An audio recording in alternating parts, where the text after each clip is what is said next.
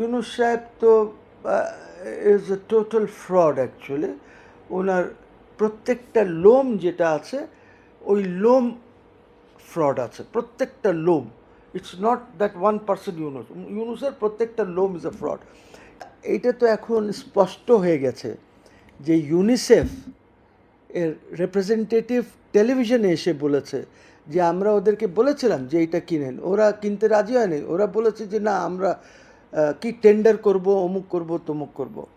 So এইটা tender ফেন্ডারের তো কথা না, এইটা হচ্ছে কি এই ইপিআই প্রোগ্রাম যেটা আছে, ইমিউনাইজেশনের যে প্রোগ্রামটা গভর্নমেন্টের আছে, এটা অনেক পুরান প্রোগ্রাম, ঠিক আছে, অনেক দিন থেকে চলছে এটা।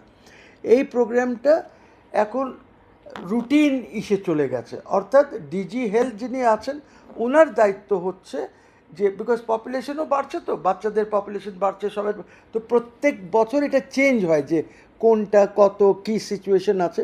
এটা ডিজি হেলথ যিনি আছেন উনি সরকারকে জানান এবং ওই হিসাবে সরকার ব্যবস্থা নেয়। সো আপ টু আওয়ামী লীগের সময় আমরা কিন্তু এই জিনিসগুলি শুনি নাই বা এরকম কোনো ডেথস হয় নাই, বিকজ আওয়ামী লীগ এইসব দিকে খুব ঠিকঠাক করেই কাজ করতো। আর যেহেতু রুটিন ওয়ার্ক, এটা এটা নতুন কিছু না।